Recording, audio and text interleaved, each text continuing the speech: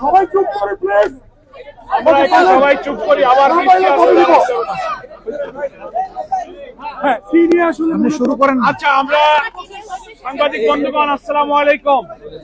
আমরা কিছুক্ষণ পূর্বে মার্কিন যুক্তরাষ্ট্রের সহকারী পররাষ্ট্রমন্ত্রীর সঙ্গে শুভেচ্ছা এবং মত বিনিময় হলো। আমাদের সম্মানিত আমিনুল জামাত ডক্টর শফিকুর রহমানের সঙ্গে মত বিনিময় হয়েছে। এক্ষুনি তিনি মত বিনিময়ের উপরে খুব সংক্ষিপ্ত ব্রিফ করবেন আপনাদের সঙ্গে। আপনারা একটু প্লিজ সাইলেন্ট থাকবেন, তাহলে শুনতে পারবেন। জি, আসসালামু আলাইকুম। আপনারা ইতিমধ্যেই জেনেছেন মিডিয়ার মাধ্যমে এবং এখানে এসেও জেনেছেন যে আমেরিকার দুইজন ডেপুটি অ্যাসিস্ট্যান্ট ফরেন সেক্রেটারি আজকে আমাদের দেশ ভিজিট করছেন। আমাদের সাথে এটা তাদের দ্বিতীয় মিটিং। এর আগে তারা বিভিন্ন পাবলিক এবং প্রাইভেট বিশ্ববিদ্যালয়ের বিসিদের সাথে বসেছিলেন। সেখানে মত বিনিময় করার পরে রাজনৈতিক দল হিসেবে আমাদের সাথে তারা প্রথম বসেছেন। তাদের সাথে আমাদের খোলামেলা কথা হয়েছে।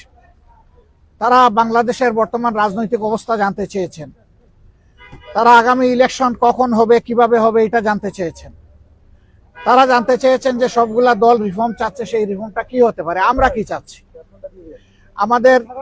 আমরা যদি আগামীতে দেশের দায়িত্ব পাইতে হলে আমাদের ইকোনমিক পলিসি এবং ফরেন রিলেশনটা কেমন হবে। তারা রিজিয়নাল বিভিন্ন বিষয়ে, আঞ্চলিক বিষয়গুলো আমাদের কাছ থেকে জানতে চেয়েছেন। আমরা এই সমস্ত বিষয়ে তাদের সাথে খোলামেলা কথা বলেছি। তারা মাইনরিটি ইস্যু নিয়ে কথা বলেছেন। তারা এখানে ওমেন্সদের রাইটস নিয়ে কথা বলেছেন। তারা লেবার রাইটস নিয়ে কথা বলেছেন। আমরা এই সবগুলা বিষয়ে তাদের সাথে কনভারসেশন করেছি। এর পাশাপাশি আমরা তাদেরকে অনুরোধ করেছি যে আমাদের দেশ এখন একটা ক্রিটিক্যাল জাংচারে আছে, একটা ক্রুশিয়াল টাইম পাস করছে।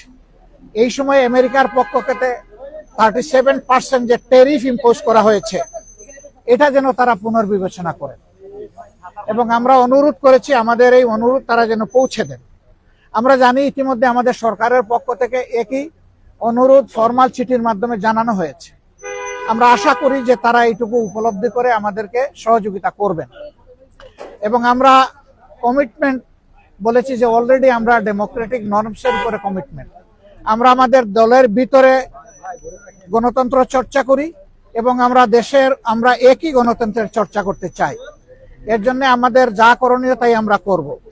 উদাহরণস্বরূপ আমরা বলেছি যে প্রত্যেকটা ক্রেডিবল ইলেকশনে আমরা অংশগ্রহণ করেছি, কম হোক বেশি হোক সংসদের ভিতরে আমাদের সংসদ সদস্য ছিলেন। At the same time election যখন বাংলাদেশে একবার মৃতপ্রায় হয়ে গিয়েছিল এরশাদ সাহেবের সময়, তখনকার আমির অধ্যাপক গুলাম আজম সাহেবই ইলেকশনকে জীবন ফিরিয়ে দিয়েছিলেন কেয়ারটেকার সরকারের ফর্মুলা প্রস্তাবনার মাধ্যমে, যেটা পরবর্তী পর্যায়ে বাংলাদেশের সংবিধানে অন্তর্ভুক্ত হয়েছিল। কিন্তু দুঃখজনকভাবে আওয়ামী লীগ এসে দলীয় স্বার্থে এটাকে সংবিধান থেকে নির্বাসনে পাঠিয়ে দিয়েছিল।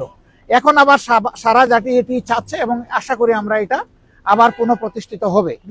আমরা আগামী নির্বাচনটা পিয়ার ভিত্তিতে করতে চাই, যেটা ইতিমধ্যেই আমরা বলেছি, আপনারা জানেন। কেন চাই সেটাও আমরা বলেছি, আপনারা জানেন, নতুন করে বলার দরকার নেই। তারা শুধু এতটুকু জানতে চেয়েছেন যে আমরা কখন এই নির্বাচনটা অনুষ্ঠান দেখতে চাচ্ছি। আমরা বলছি যে সরকারের প্রধান উপদেষ্টা বলেছেন যে তিনি এই বছরের ডিসেম্বর অথবা আগামী বছরের জুনের মধ্যে ইলেকশন দেবেন। আমরা তার কমিটমেন্টে তিনি ঠিক আছেন এটা দেখতে চাই। আর আমাদের ভিউ হচ্ছে যে এটা রমজানের আগেই শেষ হয়ে যাওয়া দরকার।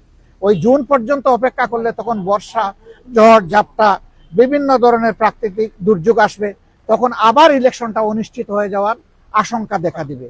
আমরা এই জন্য চাচ্ছি ওই আশঙ্কার আগেই, রমজানের আগে যাতে এটা হয়ে যায়, আমরা সেটা আমাদের মত। আমরা বলেছি যে এরকম